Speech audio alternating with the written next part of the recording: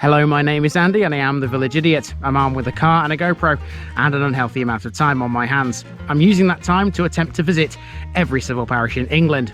You're watching the Derbyshire Dales series. The Dales contain some of the most beautiful British scenery. It's a magnificent area. Here's one of its 109 civil parishes.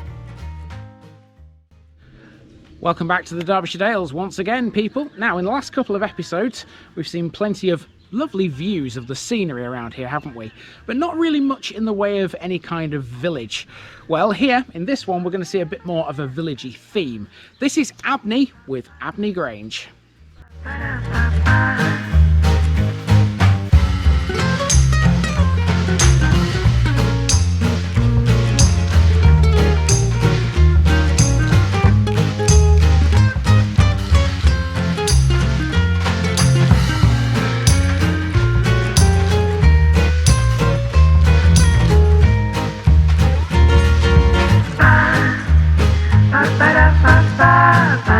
Here's my disclaimer for people who may be watching me for the first time. I say things as I would in my native accent and dialect. As a result, I may not pronounce things in the same way as the locals do. Remember, I'm a visitor. It's impossible to know everything. Leave me a comment, spin me a like and bash that subscribe button. Let's get to today's parish video.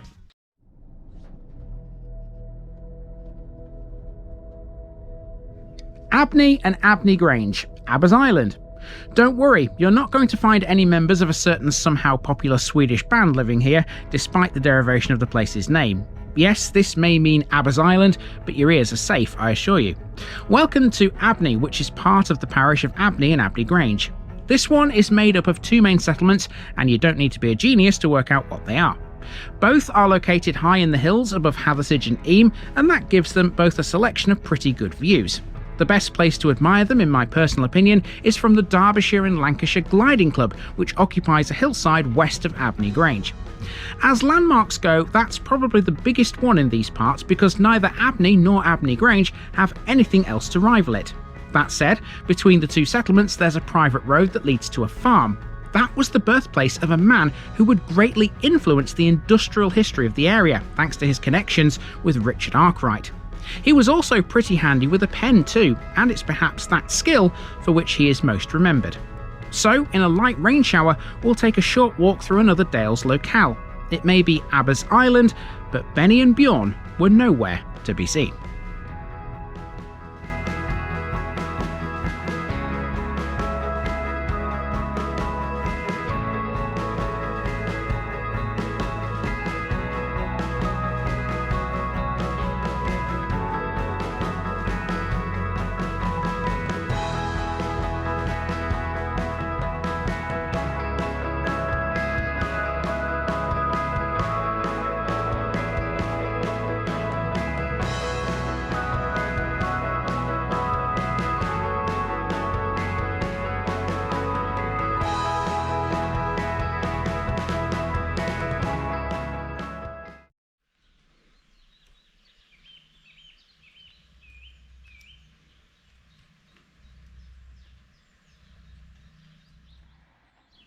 We begin today's journey in Abney at the eastern end of civilization. Abney has less than 100 residents and even fewer houses.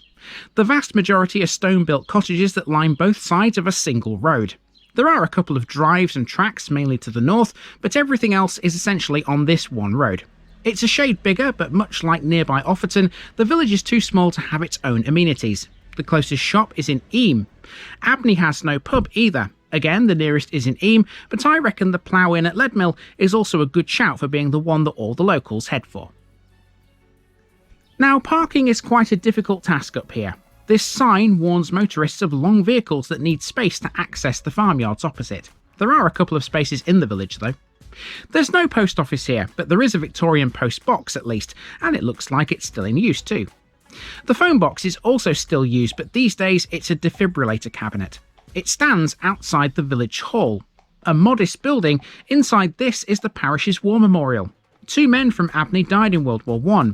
They were Reginald Eads and William Eyre, the latter likely associated with the family we met in Hilo. So there is a little bit of water coming from the sky at the moment. It's just a gentle bit of rain. It's nothing really all that serious, to be honest with you. It's not deterring me from walking through this lovely village, I have to admit. There is plenty of scenery here. You know, it's not all about the stone cottages and the stone walls and everything else I've shown you. There is still plenty of scenery here as well. If you look to your left, there's usually quite a lot of hills and things to have a look at, but at the moment, as you can see, it's all trees, and there's a big steep drop there too. There is a public footpath which runs through those trees and down that hill, but not a chance am I walking down that. No way, especially not in the rain. Now, if you were to walk down that footpath, you'd be heading down towards a little stream called Abney Clough, which is kind of like this place's main river. You can cross this on the road, actually, so you don't necessarily need to walk down the path. So what we're going to do is we're going to walk as far as Abney Clough, where it runs underneath this road, and then turn around and go back, because at that point, Abney sort of comes to an end. There is, of course, Abney Grange as well. We'll drive to that in the car. And then there is something else in between the two, which is very important historically.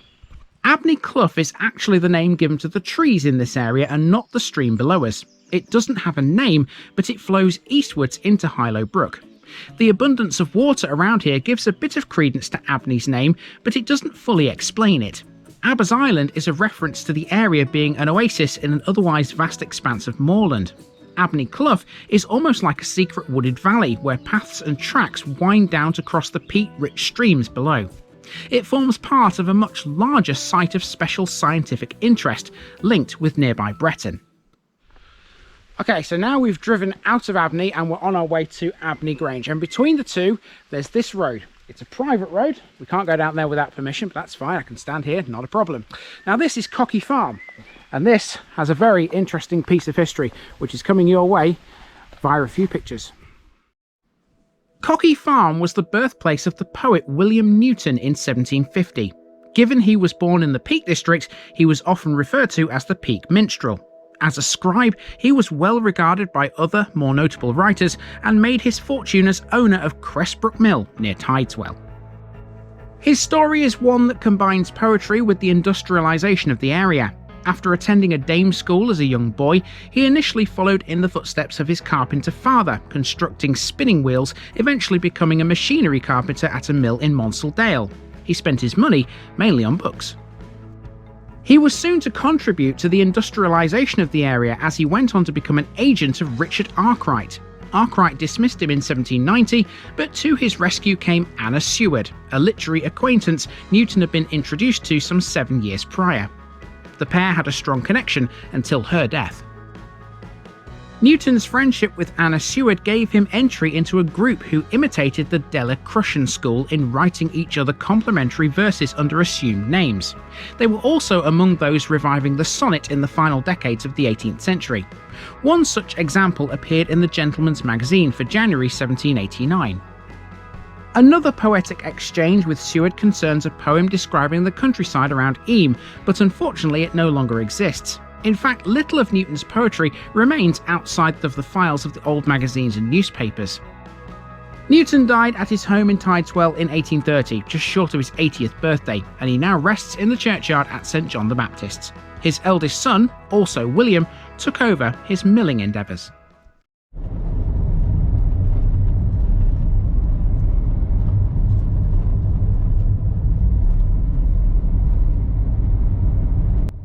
And so now we need to have a little wander through Abney Grange, the second part of the parish and perhaps the lesser known.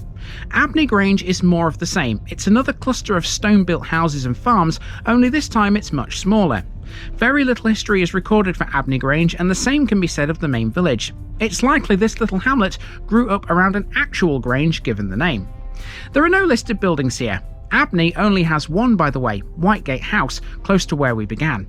Abney Grange has no religious buildings, and for that matter, neither does Abney Village. Neither place has ever had an Anglican church, but there was a Wesleyan Methodist chapel in Abney in the late 1850s. One thing I can tell you about Abney Grange is that it stands to the southeast of a massive moorland, which in turn is on the edge of a high ridge. And on that high ridge is our final landmark, the Derbyshire and Lancashire Gliding Club. The club is actually located within the boundaries of Great Hucklow and not Abney, but it makes more sense to cover it here. You may remember we mentioned this in the Little Hucklow episode a while back because we could actually see it from the valley in which that village lies. That gives you an idea of the elevation we're dealing with here.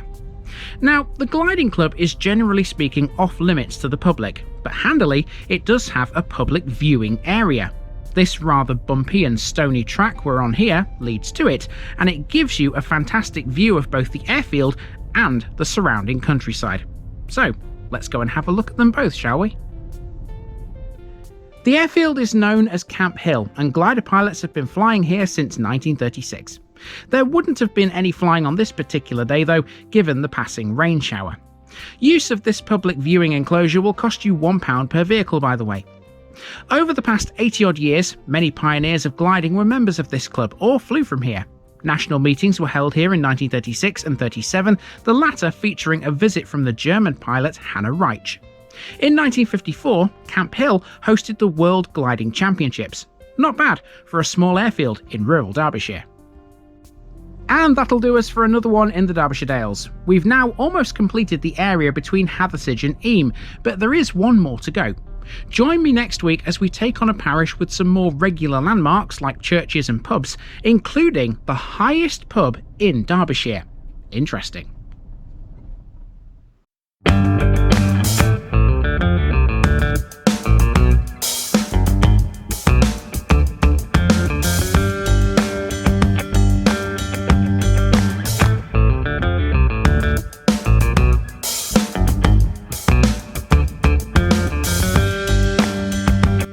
Thanks for watching this video, folks. Don't forget to like this episode if you haven't already. It really makes a difference with YouTube. If you're new here, subscribe to the channel for more videos like this, and give us a share too if you've got friends who'd like it. You can find all the links to my social media accounts below, as well as my Buy Me a Coffee page where you can donate to the channel. Also, if you've enjoyed this episode, have a look at some more videos in this series. Until next time, I've been Andy, also known as the Village Idiot, and I'm out.